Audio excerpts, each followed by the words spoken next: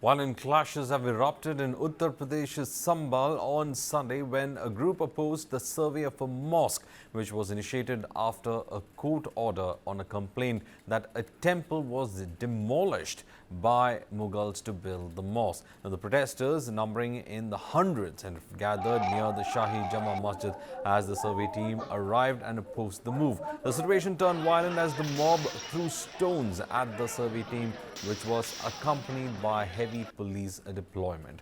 The head of the Jama Masjid made an announcement from inside the mosque urging the crowd gathered around the mosque to disperse. However, they continued to protest. Senior police officials also attempted to pacify the crowd, but their efforts were unsuccessful and the mob started pelting stones. The survey of Shahi Jama Masjid was scheduled following a court complaint by Supreme Court lawyer Vishnu Shankar Jain claiming that the mosque was originally a temple.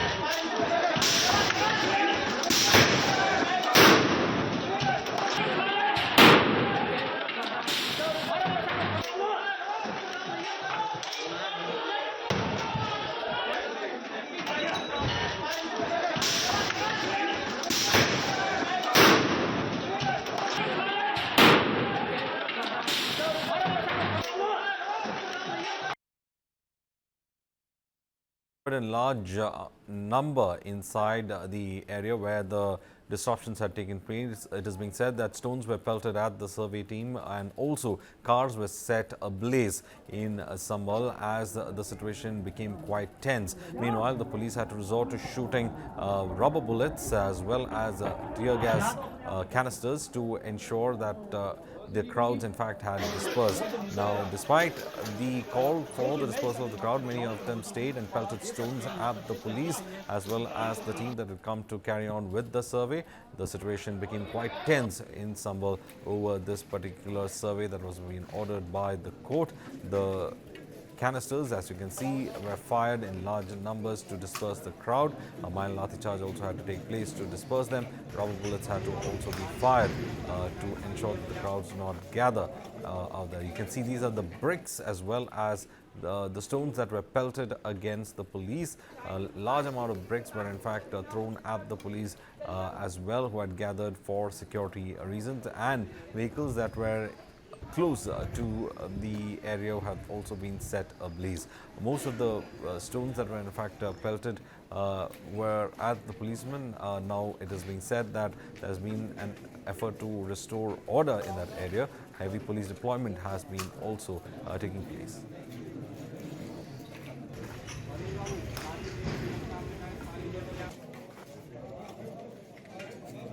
देखिए, आज माननीय न्यायालय के order की compliance में आज जो माननीय न्यायालय ने 19 नवंबर 2024 को पारित किया था, उस ऑर्डर की कंप्लायंस में एडवोकेट कमिश्नर महोदय ने दूसरे दिन का सर्वे प्रारंभ किया सुबह 7:30 बजे से और 7:30 बजे से 10 बजे तक ये सर्वे हुआ।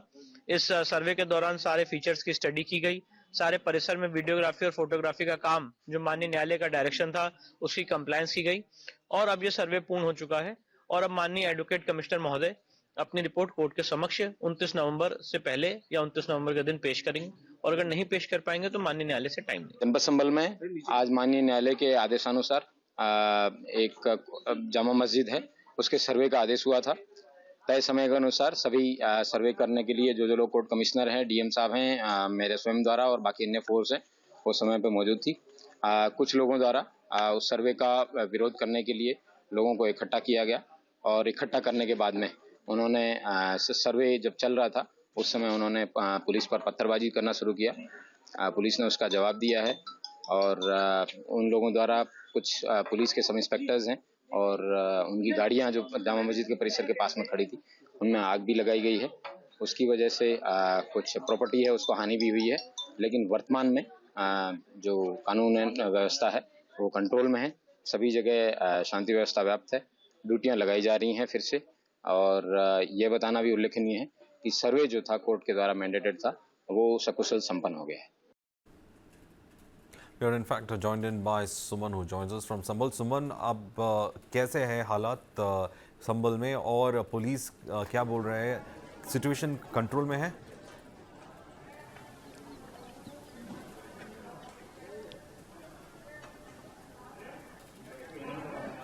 जी बिल्कुल, देखिए मैं ग्राउंड जीरो पे मौजूद हूँ। सामने तस्वीरों में आप देख सकते हैं यही शाही जामा मस्जिद है संभल की, जहाँ सुबह 7:30 बजे से लेकर 10 बजे तक सर्वे होना था। अदालत के आदेश के बाद कमिश्नर सर्वे होना था और उसी के लिए टीम यहाँ पहुंची थी। लेकिन जैसे ही अंदर सर्वे थोड़ी देर हुआ और उसके बाद यहाँ हजारों की भीड़ इकट्ठा हो गई और पुलिस और प्रशासन के समझाने बुझाने के बावजूद आखिरकार उपद्रवी नहीं माने, उन्होंने पथराव शुरू कर दिया, कुछ गाड़ियों में आग लगा दी।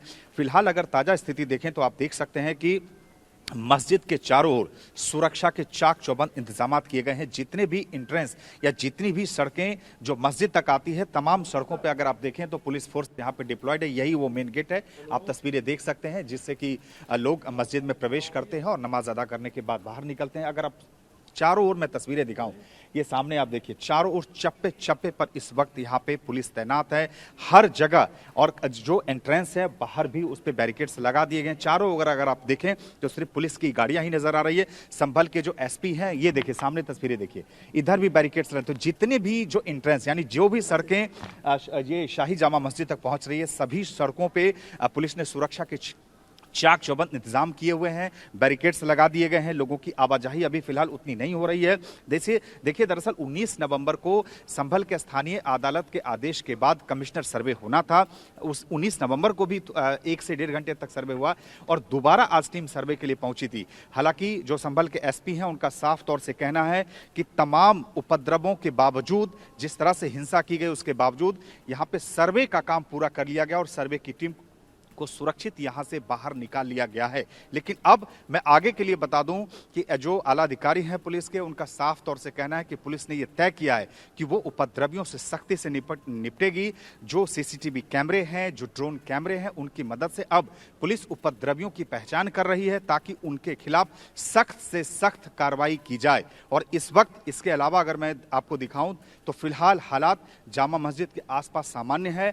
आम लोगों की बहुत ज्यादा यहाँ पे एंट्री नहीं है। आप देख सकते हैं कि पुलिस और प्रशासन जो है वो पूरी तरह से यहाँ पे मुस्तैद है, सुरक्षा के चाक चौबंद इंतजाम किए गए। लेकिन जिस तरह से सुबह हिंसा हुई, अभी भी चारों ओर चाक चौबंद सुरक्षा इंतजाम के अलावा पुलिस और प्रशासन की पैनी नजर अब भी बनी हुई है। क्योंकि ये अपने आप में बेहद हैरान करने वाली बात है कि जिस तरह से सर्वे की टीम सुबह यहाँ 7 बजे के करीब पहुंची और उसके थोड़ी ही देर बाद जिस तरह से हजारों की भीड़ इकट्ठा हुई और पुलिस के तमाम आला अधिकारियों को, डिस्ट्रिक्ट मजिस्ट्रेट और तमाम लोगों के समझाने बुझाने के बावजूद जिस तरह से हिंसा हुई, वो अपने आप में हैरान करने वाली बात है। साथ ही साथ एसपी ने यह भी जानकारी दी है कि जो गाड़ियों में जो आग लगाई गई है वो उपद्रवियों द्वारा टारगेटेड तरीके से आग लगाई गई है। यानी जिन वाहनों पे पुलिस लिखा हुआ था, उन गाड़ियों को चुन चुनकर उपद्रवियों ने आग के हवाले किया है, जबकि जो स्थानीय लोग हैं, जो उनके निजी वाहन हैं, उनको नुकसान नहीं पहुंचाया गया है। तो अब उनकी भी शिनाख्त की जा रही है कि कौन वो लोग थे जो आगजनी की घटना में शामिल थे, जो पथराव की घटना में शामिल थे। इसके लिए पुलिस कैमरे की मदद, ड्रोन कैमरे की फुटेज और तमाम सीसीटीवी फुटेज की मदद ले रही है। और ये पूरी तस्वीरें मैं आपको दूसरी ओर की तस्वीरें भी दिखाऊं कि किस तरह से यहाँ पे फिलहाल जो हालात हैं वो बने हुए हैं। सुमन, क्या पुलिस अब नेगोशिएट कर रहे हैं मस्जिद अथॉरिटीज़ के साथ कि यहाँ there should be in fact peace? How is the negotiation going on? And एक और बात, क्या अब तो कुछ सेक्शंस कुछ कर्फ्यू ऐसा कुछ है वहाँ?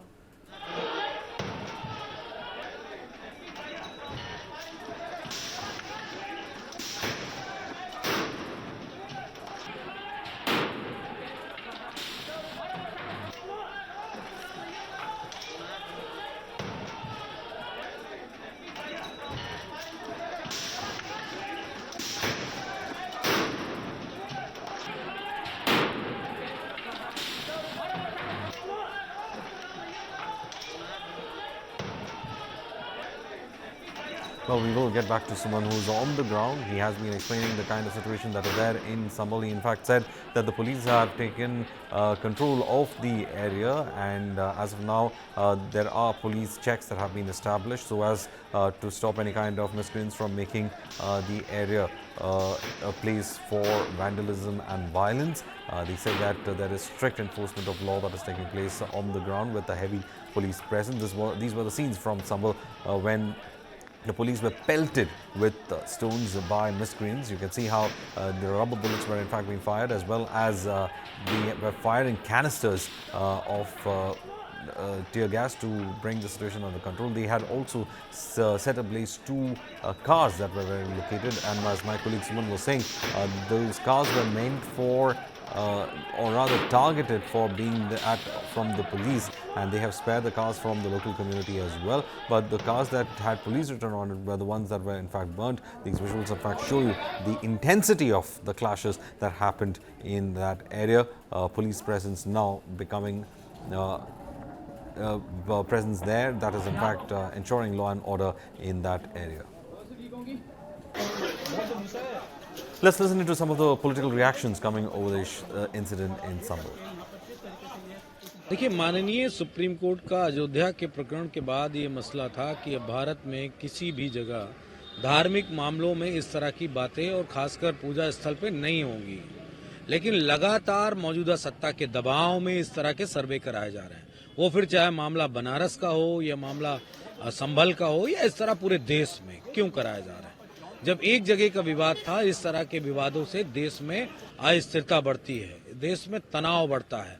तो क्या मौजूदा सरकार ये बात नहीं जानती है, इस वजह से इस तरह कर रही है, या जानते हुए भी इस तरह की चीजें की जा रही हैं जिससे कि देश में तनाव हो, आपस में हिंदू मुसलमान के रूप में लोग बटे, इस वजह से ऐसा कर रहा है। लेकिन समाजवादी पार्टी वहां की जनता से ये अपील करती है कि शांतिपूर्वक आप लोग माहौल बनाए रखिए, जो एजेंसी सरकारी जो कुछ कर रही हैं उनको करने दीजिए।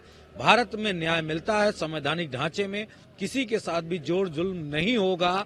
चूंकि अयोध्या का जो मामला था वो भावनाओं के आधार पे उसको दिया गया था। देखिए, ये लोग एक समुदाय विशेष के लोग एक संविधान से ऊपर, कानून से ऊपर, न्यायालय से ऊपर अपने को मानने का प्रयास कर रहे हैं। मैं समझता हूं कि आदरणीय योगी जी और मोदी जी के नेतृत्व में सरकार चल रही है, ये संवैधानिक मूल्यों का आदर भी कराएगी, कानून का पालन करना पड़ेगा। ये कोई तुगलक की फरमा नहीं चल सकता, तुगलक की सरकार नहीं चल सकती, फतवे नहीं चल सकते। देश का कानून सब लोगों पर लागू है, वो मानना पड़ेगा। इस तरह की अराजकता, गुंडई और न्यायालय के आदेश की अवहेलना या उसके खिलाफ जिस तरीके से आप देख रहे हैं तांडव करने का प्रयास कर रहे हैं, ये योगी जी की सरकार में चलने वाला नहीं है। निश्चित रूप से कानून उनको ठीक कर देगा, कानून का राज रहेगा, किसी की गुंडई अराजकता से चलने वाली नहीं है। सभी को कानून का पालन, संवैधानिक व्यवस्थाओं का पालन, न्यायालय का सम्मान करने के लिए बाध्यता है, और मुझे लगता है कि कानून से ऊपर कोई नहीं हो सकता है, और इस सरकार में ये कतई संभव नहीं है। इसलिए उनको गलतफहमी निकाल देनी चाहिए। अपने कोर्ट में पैरवी करें, अपने कोर्ट में अपना पक्ष रखें। आपने संभल में कहा कि आपको कुंदरकी में वोट मिल गया, वोट मिलने के बाद दूसरे दिन ही आपने दंगा दे दिया संभल को। 4 बजे सुबह में एएसआई, डीएम, कप्तान सुबह 7 बजे कौन सा सर्वे होता है, 7 बजे कौन सा सर्वे होता है। आप दिन के उजाले में सिविल सोसाइटीज होती हैं, शांति कमेटियां होती हैं, आप जाके समन्वय बना के आप काम करिए, क्योंकि आप जानते हैं कि संभल में 1 हफ्ते पहले माहौल इसी जामा मस्जिद को लेकर बिगड़ गया। लेकिन the places of worship act 1991 का जो वायलेशन हो रहा है इस देश के अंदर, या तो नरेंद्र मोदी जी से कहेंगे कि आप पार्लियामेंट में एक अध्यादेश लाके इस कानून को खत्म कर दीजिए। पूरे देश में अगर आप सन 1500 जमाने की 1000 की जितनी भी मस्जिदें हैं, आप जाके आपने दावा ठोक के रखा हुआ है। तो भारतीय जनता पार्टी और आरएसएस की जो एसिड डालने की जो राजनीति है, ये असल चेहरा है। प्रधानमंत्री झूठ बोलते हैं विश्वास की बात करके, वो विश्वास में लेके देश के पीठ में खंजर घोंपने के माहिर लोग हैं। हम कह सकते हैं कि हमारा देश, हमारा उत्तर प्रदेश आपसी विश्वास के साथ, आपसी भाईचारा के साथ और विधि सम्मत कानून के साथ आगे बढ़ रहा है। कुछ शक्तियां ऐसी हैं, मैं नाम लेके कह सकता हूं कि चाहे वो राहुल गांधी जी हों, चाहे वो अखिलेश यादव जी हों, वो लगातार ऐसा प्रयास कर रहे हैं कि जो देश की एकता है, जो देश का हम वसुधैव कुटुंबकम की भावना से चलते हैं, उसको कैसे कुठाराघात किया जाए, तो वो संभल की घटना को भी उससे जोड़िए। तो बहुत सारे लोगों को ये लोग उकसाने का काम कर रहे हैं, उनको बरगलाने का काम कर रहे हैं, और हम समझते हैं कि महाराष्ट्र का जो चुनाव परिणाम है उसने यह संदेश दिया है कि हम सब भारतवासी चाहे किसी वर्ग के हों, किसी धर्म के हों, हम एक होकर रहेंगे तो हम सेफ रहेंगे। दुनिया हमारी ओर देख रही है कि हम कैसे एकता का संदेश दें। तो महाराष्ट्र के चुनाव से सबक लेना चाहिए, चाहे वो राहुल गांधी जी हों, चाहे वह अखिलेश यादव जी हों। देखिए, अखिलेश जी को हर चीज में संशय दिखता है। वो चाहते क्या है? यह देश उत्तर प्रदेश किसी की पैतृक संपत्ति नहीं है, ये सबका है। एक आम आदमी भी भागीदारी करता है, उनको जनमत के साथ चलना पड़ेगा। अगर एक जनमत को वो किनारे करके चलना चाहते हैं तो मैं समझता हूं कि उनके पिताजी आदरणीय मुलायम सिंह यादव जी, जिनका अभी हम लोगों ने स्मृति को याद किया, वो भी ऐसा नहीं करते थे। जिस तरह से अखिलेश यादव जी को चेतना आनी चाहिए कि उत्तर प्रदेश में सांप्रदायिक माहौल न पैदा करें। यह उत्तर प्रदेश विकास के रास्ते पर है। पूज्य योगी जी के नेतृत्व में लगातार यहाँ निवेश हो रहे हैं, एक वातावरण बन रहा है। आज 7 सीटें जीत करके भारतीय जनता पार्टी ने क्या संदेश दिया? ये संदेश दिया है कि उत्तर प्रदेश की जनता एक है। उपचुनावों में मिली करारी हार से बौखलाई समाजवादी पार्टी, जिसको मैं अभी उनको मैं शोक संवेदना भी देना चाहता हूँ। वो इस कदर बौखलाए हैं कि संभल में या प्रदेश के किसी और शहर में दंगा फैलाने वालों का समर्थन कर रहे हैं। ये जो संभल में उपद्रव हो रहा है, इसके पीछे समाजवादी पार्टी के